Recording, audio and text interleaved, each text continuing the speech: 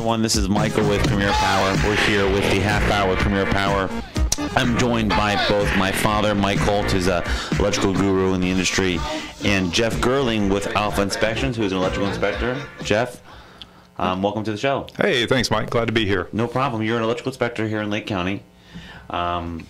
So we want to bring you in as some insight as an expert in the industry on the other end of inspections, and you know, inspectors have a lot of information, a lot of value to our industry, and you guys are the top of the top here. So a couple questions here. Well, I think we're going to talk about unlicensed, contracting today and what have you. Well, I think we should know about Jeff. I'm getting into it. Yeah.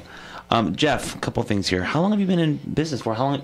You work and you're a separate private inspector or something, right? Yeah, that's correct. My company, we privatize building departments, so it saves the municipality money.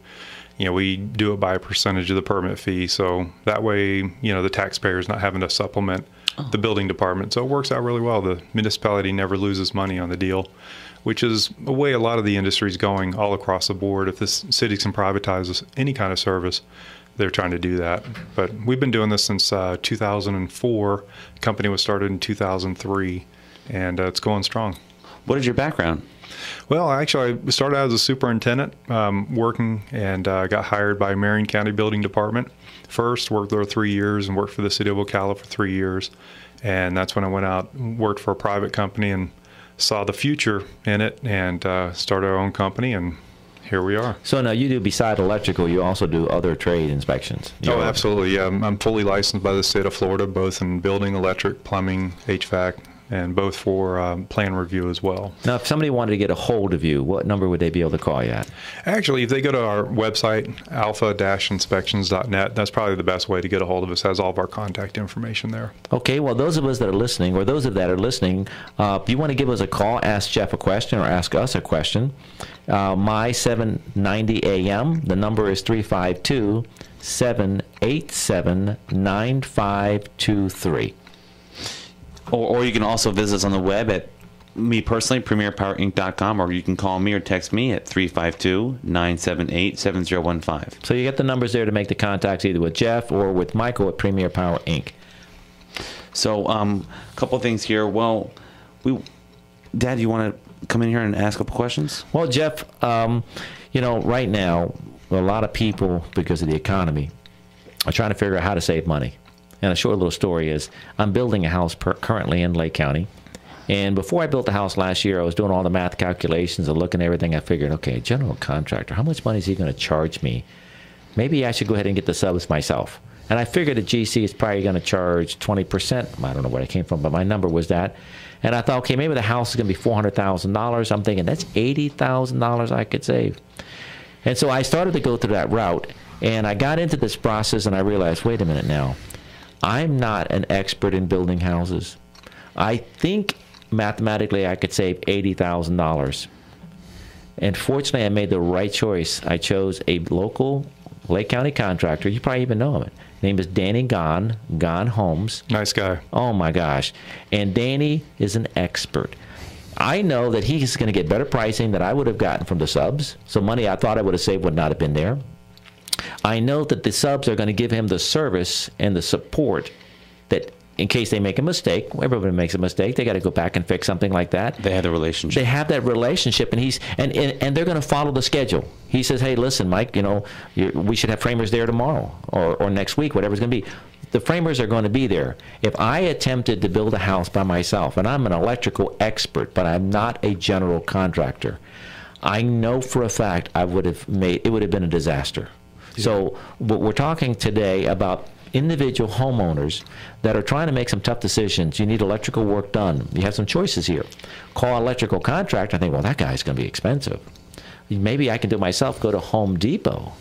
Or maybe my cousin or my uncle or my neighbor. So that's the thing that we're going to talk about today, your experience with homeowners and what you've seen, the good and the bad about them. So tell us some of your some stories there.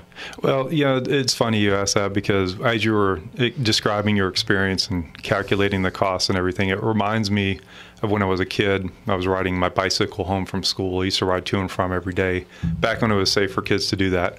But anyhow, I used to pass this gas station where the guys repaired cars. And one day I had a flat tire, and I went there to see if the guy would repair it for me. And on the wall, he had the sign, and it listed his labor prices. And this shows you how old I am. It said labor price $5 an hour, $10 an hour if you watch, $15 an hour if you tried to fix it first. But, you know, it kind of goes to the same with these homeowners. You know, it looks easy. You can go online and you can look online, and there's so much stuff you can find. But realistically, for you to go out and do the work yourself, I just warn people out there, you really need to know what you're doing, because the codes are so complex that you can tell, even as a licensed electrician, you're constantly having to keep on top of them to stay informed. I mean, this is dangerous stuff. I mean, electrical powers can cause some serious problems. Have you come up to problems before because of homeowners have done it themselves, or do it themselves, or even handyman guys? Yeah. I mean, I had a case recently. I felt so bad for the people, because all they wanted to do, they wanted to convert from a gas water heater to an electric. Sounds pretty simple, not a big deal. But wow, when we got in there, long story short, if they had hired a licensed electrician from the beginning, they would have saved themselves a lot of aggravation. But they ended up having to upgrade their entire panel because of this. And they probably wouldn't have made the decision, because the way they looked at it, they were going to save about $10 a month on their gas bill if they switched over to electric. And the whole thing ended up costing $1,200. So, oh, wow. Yeah. So if you have a licensed guy in there that, you know, we know how to, the calculations, you know, we're here to look out for you. Well, you know, the codes, as you mentioned, all building construction, of course, but electrical in particular as well, has specific requirements. And the problem with that is these requirements are continuously changing. Every 3 years, the National Electric Code changes, and a master electrician, electrical contractors, they have to stay current with that, with their licensing, continuing education, and, you know, getting doing it yourself, like you said, going to YouTube, watching a video, maybe going online, getting like that. I've mentioned this before on this radio show, and maybe you haven't heard this, but there was a case where a husband was on a boat, shore power, and he was just hooking up the shore power cord that he plugs into the receptacle that was there on the shore power. He had inadvertently just changed 2 wires. So the equipment, the ground wire, was now becoming a hot wire, and then the hot wire became the ground wire. Not good. And his wife and his 2 daughters were in the water, but the way a boat is connected, that when you plug it in, the hot wire goes to the ground, which connected to the motor chassis, which connects to the shaft, which connects to the prop. And so it energized the water. Oh, my gosh. And his wife and his daughter died. One daughter survived, but 2 of them died. And those are the dangers of a case of electricity, a simple hooking up a receptacle.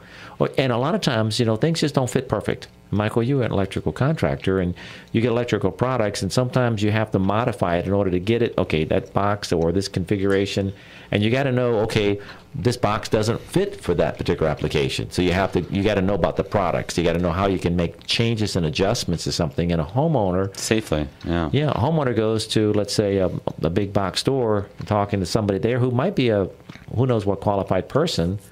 The products that they get might not work. They might not be, you know, connecting correctly, and then they're trying to modify it and make something work there. One thing I'll tell you too, and I've experienced this myself, just, you know, putting in a receptacle myself, you may just find that one screw or that one tap con or whatever it is, and you're making one more trip to Home Depot. Gas prices at $4 a gallon now. Time. You know, and your time, absolutely. So, you know, if you're doing a small project around the house, it doesn't hurt, because I don't know about you, but most electricians, they give you an estimate, probably won't charge you anything for it. So, you know, it doesn't hurt to at least get an estimate to find out how much it's going to cost you, because you may find out it's not very expensive at all. Yeah, no, here in Lake County, we don't charge for estimates. We go out there for free and give you a quote and find out what's going on. And we're generally here concerned about you and your property, and to take care of you, absolutely, and spend, you know, look out for your investments. So, and now, what are the consequences to a homeowner, if you're aware of this at all, when they hire someone to do electrical work and they don't pull a permit and something goes wrong? That's a good question. And maybe there's going to be a fire, or maybe there's an issue there. Have you had any situations where there's been a problem with a homeowner? Well, we hear the horror stories, you know, and again, you know, it may not happen all the time. Right, of course But not. we hear about the handyman that falls off the ladder and doesn't have insurance. Oh. And next thing you know, it's his master bedroom and not yours. But yeah, so we run into that occasionally. You'll hear the horror stories such as that, or you'll just hear about the guy who took 80% of the money and did 10% of the work. Well, I know of a story We're where going to be taking a break here in a few minutes, and that'll be a good point there once we get into that, when we come back on that, Michael. So make a note about that. Like you say, a deposit comes up, and then all of a sudden, maybe it doesn't follow through there. Yeah. All right, we'll be back after the break, you guys. Listen, don't forget, call 352-787-9523, my 790 AM, if you have any questions for us or Jeff. We really would like to have that call. Thank you. Thank you. All right, welcome back to the show. We're talking about, when we left off, unlicensed contracting, do-it-yourselfers, handymen. Tell us about the story. Michael, wasn't it 2 weeks ago you had a situation? Yeah, it might have been, 2 weeks, maybe even a little bit shorter than that. There was a homeowner of mine that we did work for, and they had a guy come out to give them a quote to do a fence and build an enclosed fence around the property. And the homeowner, or the gentleman came out there to do the quote for them, the service provider rather, looked professional, knew what he was doing, knew what he was talking about, designed a whole system, required a down deposit. And, on the scale of the job, it was a $3,000 deposit. And a week goes by, they give the deposit, week goes by, and they hear nothing back from the contractor. There's no show, there's no calling. They're calling back to find out what the status is of everything. And come to find out, long story short, that the guy was in jail. He had done this before. He opens up a new business every 3 weeks in a different name, make believe. He's got no licenses, he's got no qualifications, and he just takes their money and he takes off and he goes to the next one, the next one, the next one. So he was in jail because he was falsely representing himself and as a service provider. So I'm not aware of this if it was Lake County, but I've heard before where some of the counties set up these sting operations where they get a home and then they advertise that they're looking for work for different trades. And then these unlicensed contractors come in there. Jeff, are you familiar with that at all? Actually, I was aware of one that took place probably about 10 years ago in Marion County, had a very sophisticated one, and they busted a tremendous number of people. And I'm not sure if Lake County has the same kind of setup or even the staffing to do that at this particular time. Whenever you hire somebody, it's a good idea to be aware and make notice some little red flags that pop up. You know what? I think right now would be a good time. Let me just spill out, and you guys can help out, for the consumer to have some, what should you be aware of? So let me hit a couple things. Number one, if somebody's going to come to your house, in today's age, if they're a business person and they don't have a website, that would very much concern me. I would question doing business with anybody who does not have a website. Not to say that I wouldn't, but I can't imagine. That would be number one. So get their website, then go to look at the website, because Michael, this fly-by-night guy is not going to be opening up a website every 3 weeks. He's just getting business cards printed. That's right. He's setting it up and he's going in and he's just collecting deposits and that way. And on our website, PremierPowerInc.com, we have a little link of license and insurance, so it actually shows you all of our licenses. That's a good point. Active. And it's a good point. And Premier Power, like you said, is perfect. They show the licensing, the certifications, everything is there. The bond, everything, the bonding, and everything. So a quality electrical contractor is not going to be embarrassed. He's going to be proud to say, hey, listen, I go to continuing education. Here are my certifications. Here's my licensing. Here's my insurances, because all of this takes. So I would look for a website, if you're listening to this. Number two, I'd ask for an email address. You don't have an email address? That would concern me, because I'm not saying I wouldn't do business with you, but a business person, today's world, recognizes you need to have a way to communicate with the customer. Well, I would say look to make sure their business card has that email address on there. Oh. Because, again, that's something that takes a little bit of time, at least a few days to get those business cards printed up. So. Oh, you're right. So the business card should have the website address. It should have email address. Company name. License number on the there. License number. We have all these on my cards as well. Yeah, and look for the vehicles to actually have some advertisement. The signage on the vehicles. Yeah, not necessarily a vinyl, magnetic thing, but if you have it, the more decked out the car is or the vehicle, the more likely the person's legit. Right. And Florida requires a contractor license number be prominently on all marketing, whether it be a classified ad or whether it be a telephone ad or any kind of display ad, whatever. So you're looking for the contractor number, and you can go to the state of Florida. Hey, we got a call coming in. Okay. Good afternoon. Welcome. Yeah, hey. I had a question. Actually, two. The first one is, if the guy's a general contractor, does that mean that he's allowed to do electric? And my second question was, if they are doing electric and they tell you that you don't have to shut off the power, because I actually had this, where I had a supposed electrician came in, it just concerned me that he didn't want to shut off the power to the house while he was working on the electric. Was that a problem? Jeff, want to go ahead and answer this? Well, the second one, I wouldn't necessarily be overly concerned. It depends on the scale and scope of what he's doing. Now, you're right. You're right that might raise a red flag, because he might not be wanting to turn the power off because the power company might not turn it back on for him because he can't get a green tag, he can't get approval from the city or county because he may not be licensed. Now, your first question. Well, Jeff, I want to jump in on that second question also. I teach electrical safety. My name's Mike Holt, the father. And one of the things that I really, really push, I seriously push, is that you want to turn off the power. Absolutely. Every single time you want to turn off the power. However, old school guys have a tendency, I think I'll be okay. I think I'm okay. It'll be fine. And I think the newer guys in the education today is turn off the power. Now, I wouldn't say a guy that doesn't turn off the power is not a competent person, but it would be a good idea if you turn off the power. But like Jeff said, it's a little bit of a red flag. And it would be a good idea to turn off the power, especially even if you change a receptacle, you should turn off the power. Change a switch. But like as Jeff said, sometimes you might have to turn off the power from the utility company. Then that requires you to leave the power on and work on it. So yeah, it really depends on the utility company. There's some, and again, some like you said, some of these old guys were used to 24 to 48 hours to get them turned on. Right. Well, the power companies are a lot more responsive and understanding that you might have a refrigerator full of meat. You might have somebody who needs air conditioning because of their age. Sure. So, but yeah, that might raise a red flag. Now, the first part of the question about hold on, let me ask Michael. He's the guy who's working in the field today. I know you, and you're honest, so I appreciate this.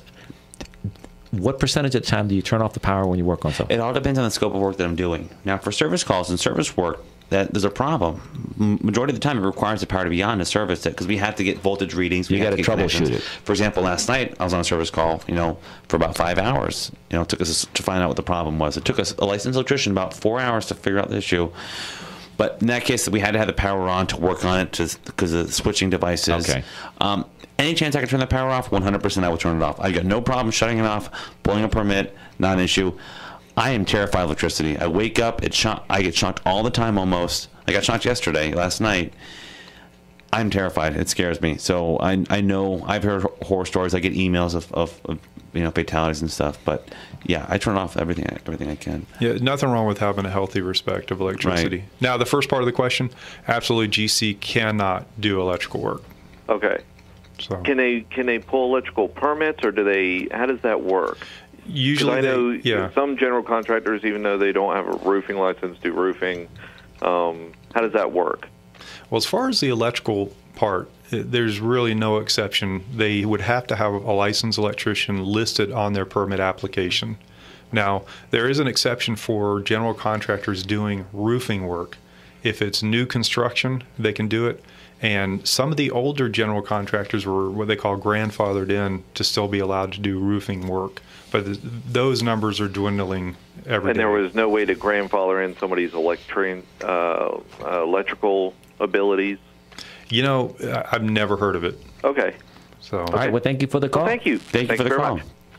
All right. Did you finish your story about? Yeah. No. Okay. Ended up, when I was there, I saw the cops, and the customers were so nice. They actually had the guy come back, and if he would finish the work at the proposed price that he quoted them originally, then they wouldn't charge him or anything. So back on that story where he got the deposit and he was in jail. Another thing to make note of whenever you're hiring your service provider, their appearance. How do they look what are they dressed like? What is their attire? I mean, is their shirt tucked in? Do they have an ID badge? When we go into houses, Premier Power Inc., we have ID badges every single time. So it's right there. You know who's doing the work with you. It has a license number, the phone number.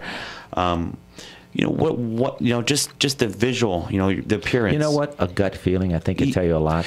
I act a lot on my gut a lot of time. Because if somebody's at your house and you're getting some questions, I don't know, but boy, he's awful cheap. We have a tendency to kind of like psychologically, whenever your stomach bothers you, that means one part of your brain is greedy. You know what I mean? The other part of the brain is being realistic and reasonable, saying, I think we need to pay a little bit more, get the right guy. But the other part, but he's awful cheap. And then your stomach in the middle is trying to make that decision. So I would say go with your gut feeling. If you feel something is not right, then it probably is not right. Anything else, Jeff, you can think of a consumer can like size up somebody? Well, Michael, I mean, I just wanted to point out one thing. If you went in to give somebody a bid and they demanded to see your license and insurance information, you wouldn't be offended at all, would you? I would be happy. Actually, I show it to them every time I do it. I do the work too. So I mean, just one tip I'd give the consumer: you are not offending that licensed guy at all. Matter of fact, he's happy because now he knows that when he gives you a bid, he's going to be bidding against licensed people, not some handyman somewhere. We can't. We come on projects all the time, and people they said, can you pull a permit, or we can't pull a permit. I'm like, I'm sorry, we have to pull a permit. Yeah, that's right. In other words, you have sometimes customers ask you to do work and not pull a permit. Right, and we turn it down. Yeah. Now, a question for you: can you compete with these guys who are unlicensed? No, their rates are so low. I mean, why are they so low? You think? Well, they don't have all the well, they're not in business. Number one, so they don't have all the expenses and overhead to run a business, license, insurance, workman's comp. Yeah, that insurance is a big thing. Oh my goodness, it's tremendous. Well, they don't have to come back and fix it. Yeah. So there's no warranty. There's no warranty. There's no overhead associated with that. It's just like get it in, get the money, and if it doesn't work, what are you going to do? You can't sue an unlicensed contractor because he doesn't have a license to lose. Right. Yeah. You have nothing to lose. Yeah. But if you have a licensed contractor, his entire livelihood is dependent upon him making sure that customer is happy, because if not, you can take him to a board and have his license removed for failure to do the right work. So no, I will show my license in a heartbeat, no problem. I'm proud of it. I stand behind it. I've worked very hard for it. So no, I'm happy to do so. Let me do a quick summary for individuals. If you can, hire a licensed electrical contractor to do work. Doing it yourself, handyman, rather doing it yourself, it's very, very risky. And we really appreciate you listening to the show. Everybody, thanks for joining us. Jeff, thank you for having me on the show. All right, thanks for inviting me. Have a great day. Everybody, thank you.